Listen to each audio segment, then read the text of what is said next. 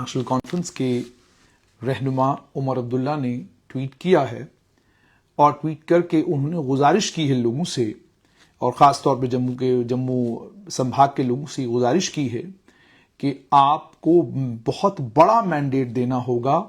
उसी मैंडेट से ये मुमकिन हो पाएगा कि हम जम्मू कश्मीर को पूर्ण राज्य का दर्जा दिला सकें।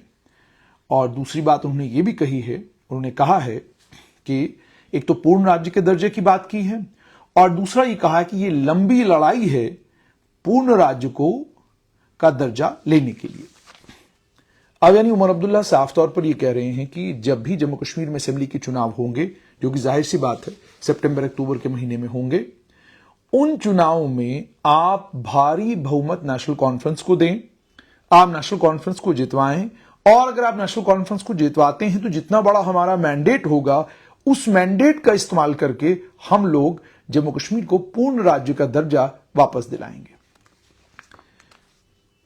जब आप ट्विटर पर ट्वीट करते हैं तो ट्वीट करते वक्त आप लोगों को यह भी बताएं कि जम्मू कश्मीर रीऑर्गेनाइजेशन एक्ट 2019, आपको अच्छे से याद होगा कि 5 अगस्त 2019 को यह कानून आया था और इस कानून में साफ तौर पर बताया गया है कि, और आपको यह भी मालूम होगा कि जब भी जम्मू कश्मीर की लेजिस्लेटिव असेंबली बनती है, उस लेजिस्लेटिव असेंबली के एक चीफ मिनिस्टर होंगे, उस लेजिस्लेटिव असेंबली में स्पीकर होंगे और मेंबरान होंगे। अब आप लेजिस्लेटिव असेंबली के मेंबर बन गए, लेकिन आपके इख्तियार लेजिस्लेटिव असेंबली के अंदर क्या है वो जम्मू कश्मीर रीऑर्गेनाइजेशन के कानून में बता दिए गए हैं। उन इख्तियारात में आपके पास कोई ऐसा इख्तियार, कोई ऐसी ताकत नहीं है जिस ताकत का इस्तेमाल करके आप मरकज को मजबूर कर सकें कि वो आपको स्टेटहुड वापस दे दे, पहली बात। दूसरी बात ये कि स्टेटहुड कैसे मिलेगी? स्टेटहुड ऐसे मिलेगी कि केंद्र सरकार में, अगर आपकी केंद्र सरकार के साथ, केंद्र सरकार में ऐसे दल हों, ऐसी पॉलिटिकल पार्टीज हों जिनके साथ आपकी बनती हो और जिनके साथ आपका कोई अलायंस हो, आप उनको कन्विंस करें और वो कन्विंस हो जाएं और उसके बाद जाकर आपको पूर्ण राज्य का दर्जा मिलेगा। और वो पूर्ण राज्य का दर्जा भी इसी तरीके का एक और रीऑर्गेनाइजेशन का बिल आएगा। उस बिल को सर्वसम्मति के साथ जब लोकसभा और राज्यसभा में पास किया जाएगा, उसके बाद जाकर जम्मू कश्मीर को स्टेटहुड वापस मिलेगा। तो यानी उमर अब्दुल्ला जो मैसिव मैंडेट की बात कर रहे हैं, वो 2 सवाल खड़े करता है। पहला सवाल तो यह खड़ा करता है कि उमर अब्दुल्ला ने खुद कहा है कि वो चुनाव लड़ने वाले नहीं है, यानी नेशनल कॉन्फ्रेंस की तरफ से मुख्यमंत्री का चेहरा वो नहीं है। नंबर 2, लेकिन जिस तरीके से वो ट्वीट कर रहे हैं उससे साफ तौर पर यह पता चलता है कि उनकी दिलचस्पी जम्मू कश्मीर में और जम्मू कश्मीर की लेजिस्लेटिव असेंबली में बेइंतहा है। और हम ये भी जानते हैं कि राजनीति में अक्सर ये होता है कि उमर अब्दुल्ला चूंकि पूर्व मुख्यमंत्री रहे हैं, हो सकता है चुनाव आते आते उनके पिता उनको कहें कि जम्मू कश्मीर की लड़ाई लड़ने के लिए और जम्मू कश्मीर को पूर्ण राज्य का दर्जा दिलाने के लिए आपको चुनावी मैदान में उतरना होगा, चुनाव लड़ने भी होंगे और नेशनल कॉन्फ्रेंस की तरफ से मुख्यमंत्री का चेहरा भी आप ही होंगे। अब मान लीजिए नेशनल कॉन्फ्रेंस की सरकार बन गई और सरकार भी कोई छोटी मोटी नहीं, मान लीजिए 60 एमएलए वाली नेशनल कॉन्फ्रेंस की सरकार बन गई। क्या करेगी सरकार? सरकार के पास एक ताकत यह है कि आप रेजोल्यूशन मूव कर सकते हैं और सर्वसम्मति के साथ पूरी असेंबली उस रेजोल्यूशन को पास करेगी और वो रेजोल्यूशन पास होने के बाद दिल्ली जाएगा। आप साल 1996 में चले जाएं, साल 1999 में जम्मू कश्मीर की वो लेजिस्लेटिव असेंबली जो एक स्टेट की लेजिस्लेटिव असेंबली थी और वहां पर भी नेशनल कॉन्फ्रेंस के पास 2/3 बहुमत था। 2/3 बहुमत से उन्होंने सर्वसम्मति के साथ एक ऑटोनॉमी का रेजोल्यूशन पास करके दिल्ली भेजा। आज तक खबर नहीं लगी कि वो रेजोल्यूशन गया कहां। उसके बाद साल 2009 से लेकर 2014 तक दोबारा नेशनल कॉन्फ्रेंस की सरकार 6 साल रही और उन 6 सालों में हाइड्रोइलेक्ट्रिक प्रोजेक्टों को वापस लाने की और arm forces special powers act को रिवोक करने की बात बार बार की गई। बार बार ये बात हुई और बार बार जब ये बात हुई तो क्या 6 साल में वो सब कुछ हुआ? नहीं हुआ। अब जिस लेजिस्लेटिव असेंबली में आप जाएंगे, आपने हु हल्ला और हंगामा इस बात पर किया कि जो बिजनेस कॉन्डक्ट रूल्स हैं कि हुकूमत अपना काम कैसे करेगी, उस कामकाज में कुछ तब्दीलियां हुई और उन तब्दीलियों में यह साफ कर दिया गया कि transfer posting all India service officers की होगी, उसमें आपका अमल दखल नहीं होगा। ये सारा काम जो है वो लेफ्टिनेंट गवर्नर का दफ्तर करेगा। तो इस पर इतना नाराज होने की तो कोई बात नहीं थी। ट्रांसफर पोस्टिंग के अलावा और भी कई काम सरकार में होते हैं जो सरकार को करने होते हैं, लेकिन उससे बड़ा और इंपॉर्टेंट काम है कानून पास करने का। आपने वादा किया जब हम आएंगे तो जितने भी कानून केंद्र सरकार ने लाए हैं और जिन कानूनों को से आपको लग रहा है कि जम्मू कश्मीर के लोगों को नुकसान हुआ है, आप उन तमाम कानूनों को बदलेंगे। मगर बदलेंगे कैसे? जम्मू कश्मीर का वो रीऑर्गेनाइजेशन का कानून जिसको आपने सुप्रीम कोर्ट में चैलेंज किया था और जिस कानून को सुप्रीम कोर्ट ने अपहोल्ड किया है, उसी कानून में यह लिखा गया है कि आप बिल लेजिस्लेटिव असेंबली में पास जब करेंगे, पास करके लेफ्टिनेंट गवर्नर के पास भेजेंगे, अगर लेफ्टिनेंट गवर्नर को किसी भी वक्त यह लगता है कि जो बिल मेरे पास भेजा गया है इसमें कुछ ऐसी बातें हैं जिनसे मैं एग्री नहीं करता, वो आपको बिल वापस भेजेंगे। आपको दोबारा बिल के अंदर अमेंडमेंट करके वापस आप पास करके दोबारा एलजी को भेजेंगे, और अगर एलजी को लगता है कि बात बनी नहीं तो वो उस बिल को राष्ट्रपति को यानी प्रेसिडेंट को रेफर कर सकते हैं, और फिर ये प्रेसिडेंट की डिस्क्रिप्शन पर है कि वो आपके बिल के साथ क्या करती हैं। और मान लीजिए वो वहां से वापस भेजती हैं तो आपको दोबारा उस बिल को अपनी लेजिस्लेटिव असेंबली में पास करना पड़ेगा और दोबारा एलजी के पास भेजना पड़ेगा। इस सारे में 2-3 साल का वक्त निकल जाएगा और सरकार भी 5 साल के लिए ही आपके पास है। तो कौन सा कानून आप बदलेंगे, कैसे आप किसी कानून को बदलेंगे? उसके बाद यह भी आपको ऑलरेडी कह दिया गया है कि आप किस मामले में बिल, कौन सा बिल ला सकते हैं और कौन सा बिल नहीं ला सकते हैं। अगर फाइनेंशियल बिल्स आपने लाने हैं, उन फाइनेंशियल बिल्स को लेकर खास प्रोविजन बनाया गया है। कोई भी बिल या कोई भी अमेंडमेंट आप लेजिस्लेटिव असेंबली में ना इंट्रोड्यूस करेंगे, ना आप मूव करेंगे तब तक जब तक लेफ्टिनेंट गवर्नर उसे रिकमेंड नहीं करते। लेफ्टिनेंट गवर्नर की पहले रिकमेंडेशन चाहिए और उस रिकमेंडेशन के बाद आप उन कानूनों को, जिन कानूनों में आपने कोई टैक्स इंपोज करना है, एबॉलिश करना है, माफ करना है, ऑल्टर करना है, रेगुलेट करना है, उसके लिए पहले आपको रिकमेंडेशन चाहिए एलजी की। उसके बाद आप किसी भी फाइनेंशियल ऑब्लिगेशन को लेकर, कोई पैसा आपने वसूल करना है, पैसा किसी को देना है, उसको लेकर कोई अमेंडमेंट किसी कानून के अंदर करना चाहेंगे, उसके लिए भी गवर्नर की रिकमेंडेशन की जरूरत चाहिए। एप्रोप्रिएशन आपने पैसे का करना, बंटवारा करना है, कंसोलिडेटेड फंड जो यूनियन टेरिटरी का होता है, उस कंसोलिडेटेड फंड में से अगर पैसे का आपने बंटवारा करना है, उसके लिए अगर कोई बिल आप लाते हैं, उसमें भी आपको एलजी की सिफारिश चाहिए।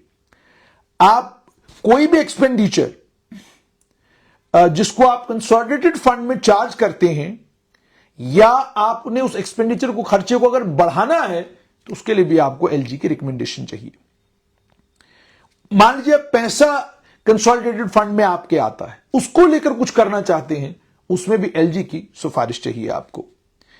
और उसके बाद सिर्फ इतना ही नहीं, उसके अलावा आपको यह भी कह दिया गया है कि लेफ्टिनेंट गवर्नर किसी भी बिल को लेकर, जब किसी भी बिल को लेकर लेफ्टिनेंट गवर्नर यह कहे कि जी मैं इसे राष्ट्रपति के पास, प्रेसिडेंट के पास भेज रहा हूं, तो फिर प्रेसिडेंट यह तय करेंगे कि वो उस बिल को असेंट देती हैं या नहीं देती हैं। कुल मिलाकर बात यह है कि चूंकि जम्मू कश्मीर में चुनाव होने वाले हैं, उसको लेकर एक एजेंडा तैयार करने की अब जरूरत है। उस एजेंडे के चलते बड़ा हु हल्ला और हंगामा चारों तरफ है। लेकिन हकीकत यह है कि 5 अगस्त 2019 को यह कानून आ गया था और उसके बाद साल 2020 में बिजनेस कॉन्डक्ट रूल्स भी आ गए थे।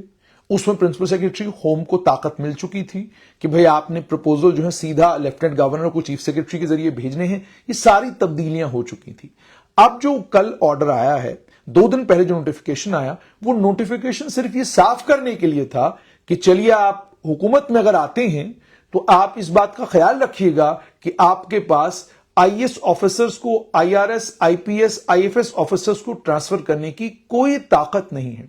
और जब इतना ही नहीं, बल्कि गवर्नर का दफ्तर जो खर्चा करेगा, वो खर्चा कहां करेगा, कैसे करेगा, आप सवाल जवाब नहीं पूछेंगे। और अगर आप सवाल जवाब पूछेंगे भी, आपने कम करना होगा, ज्यादा करना होगा, जब तक वो गवर्नर के पास अप्रूवल, गवर्नर का अप्रूवल नहीं मिलता या गवर्नर की नजर से वो नहीं गुजरता, तब तक आप कुछ नहीं कर सकते। आप एक ऐसी कैबिनेट के मुखिया होंगे जिस कैबिनेट मीटिंग में आपके जॉइंट सचिव, जॉइंट सेक्रेटरी लेफ्टिनेंट गवर्नर के प्रिंसिपल सेक्रेटरी होंगे। और अगर चीफ सेक्रेटरी मौजूद नहीं रहेंगे तो लेफ्टिनेंट गवर्नर के प्रिंसिपल सेक्रेटरी ही आपके कैबिनेट के सचिव रहेंगे। तो यानी आप कोई भी फैसला जो जम्मू कश्मीर में पहले होता रहा है कि जम्मू कश्मीर की हुकूमतें बड़ी बार लेफ्टिनेंट गवर्नर को कॉन्फिडेंस में लिए बगैर बहुत सारे फैसले लिया करती थी और उसके बाद जाकर जब तमाम फैसले हो जाते फिर जाकर वो लेफ्टिनेंट गवर्नर को बताया करती थी। और बहुत सारी रिक्रूटमेंट्स हुई, बहुत सारे अलगाववादी नेताओं के बच्चों को नौकरियां मिली, बहुत सारी आउट ऑफ द वे जाकर बहुत सारे इंस्टीट्यूशंस में लोगों को मुलाजमतें मिली। उन मुलाजमतों की हुकूमत ने बाद में जस्टिफिकेशन भी दी। लेकिन अब अगर आपको कोई भी ऐसी मुलाजमत बांटनी है या कोई भी ऐसा काम करना है तो उसकी इंफॉर्मेशन, उसकी जानकारी आपको लेफ्टिनेंट गवर्नर को देनी होगी। और जब आप ये जानकारी देंगे वो जानकारी दिल्ली भी जाएगी, क्योंकि लेफ्टिनेंट गवर्नर जम्मू कश्मीर में दिल्ली के नुमाइंदा हैं, दिल्ली के रिप्रेजेंटेटिव हैं और आपके पास ऑल इंडिया सर्विस के ऊपर भी कोई कंट्रोल नहीं है।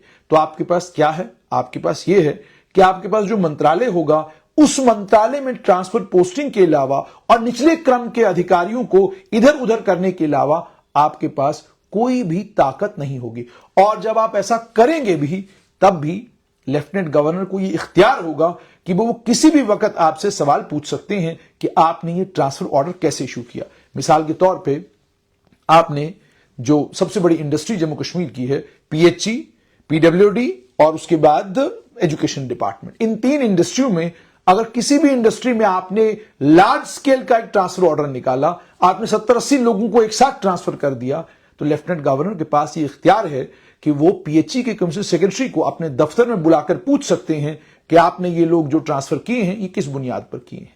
और चूंकि लेफ्टिनेंट गवर्नर के पास पुलिस का महकमा होगा, इंटेलिजेंस का महकमा होगा और यह भी बड़ा इंपॉर्टेंट है, जम्मू कश्मीर के मुख्यमंत्री को मॉर्निंग में सबसे पहले डीजीसीआईडी, एडीजीसीआईडी या आईजीसीआईडी इन्फॉर्म किया करते थे कि आज जम्मू कश्मीर में क्या कुछ होगा। अब वो जानकारी लेफ्टिनेंट गवर्नर के पास रहेगी और कोई इख्तियार नहीं रहेगा चीफ मिनिस्टर को कि वो सुबह सुबह डिस्टर्ब करें सीआईडी के चीफ को और उनसे ये पूछें कि आज जम्मू कश्मीर में क्या कुछ होने वाला है। अगर कोई संशोधन होता है तो हो सकता है इसमें तब्दीली आए, लेकिन फिलहाल के लिए यही है। तो कहने का मतलब ये कि जम्मू कश्मीर में व्यवस्था जो बनी है, यह व्यवस्था 5 अगस्त 2019 के नतीजे में बनी है। यह जम्मू कश्मीर रीऑर्गेनाइजेशन एक्ट से तमाम चीजें निकाली गई हैं। उसके बाद बिजनेस कॉन्डक्ट रूल्स आए 2020 में, तब और तब्दीलियां आ गई। उसके बाद प्रिंसिपल सेक्रेटरी होम के इख्तियारात बढ़ा दिए गए।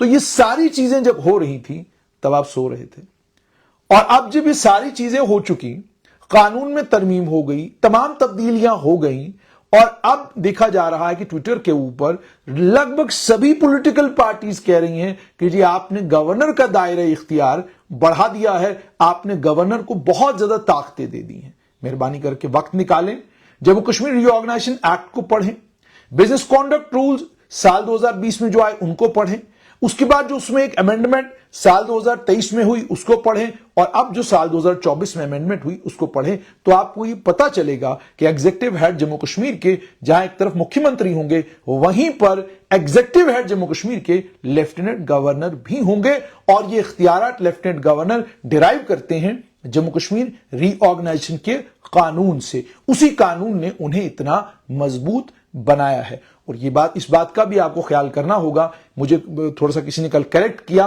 उन्होंने मुझे ये कहा कि टोटल जो नंबर होगा लेजिस्लेटिव असेंबली का वो 96, 97 के 95 के करीब करीब होगा, क्योंकि उसमें नॉमिनेटेड एमएलएज भी आएंगे। तो वो नॉमिनेटेड 6 भी डालकर तब भी जिस वक्त आपको 10% के करीब करीब बनाना होगा तो आपको 10 या 11 या मान लीजिए 12 मंत्री बनाने का इख्तियार आपको होगा, जिसमें मुख्यमंत्री भी शामिल होगा। तो 12 लोगों के साथ आपको आपको अपनी कैबिनेट चलानी है।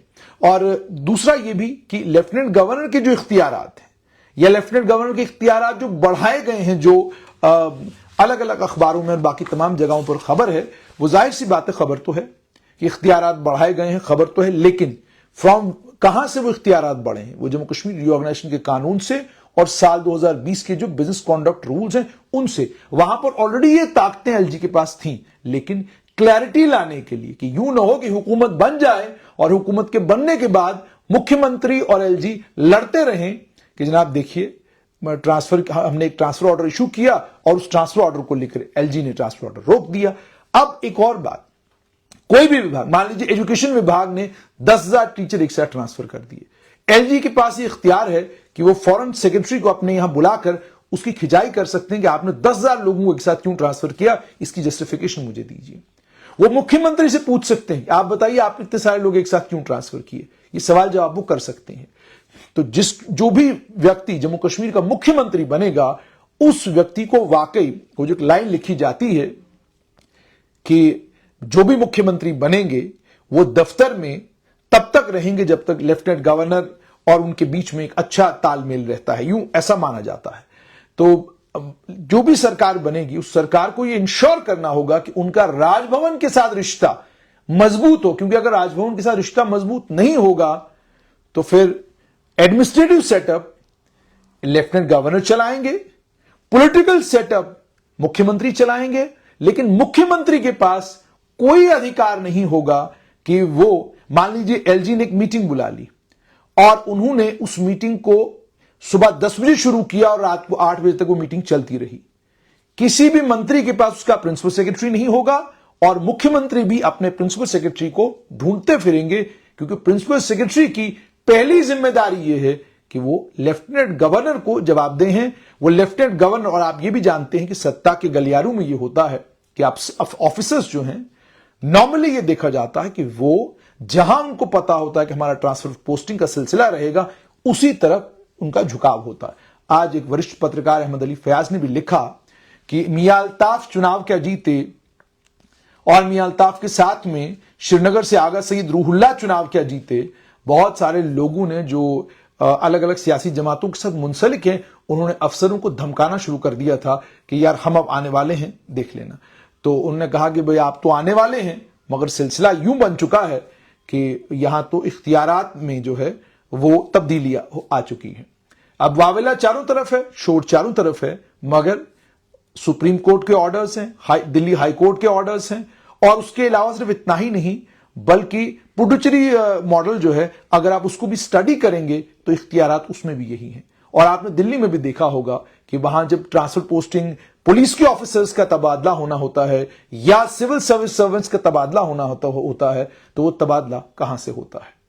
तो अब जाकर लगभग 6 साल के बाद जम्मू कश्मीर के सियासतदानों को यह पता चला है कि वो जिस कुर्सी के लिए सरधड़ की बाजी लगाते थे, वो जिस कुर्सी के लिए हर मुमकिन कोशिश करते थे, वो जिस कुर्सी के लिए सतासी करते थे, वो जिस कुर्सी के लिए बाकी तमाम सारे खेल तमाशे करते थे, जिसके लिए मजहब का और बाकी तमाम चीजों का इस्तेमाल किया करते थे, अब उस कुर्सी में उतनी ताकत नहीं रही है।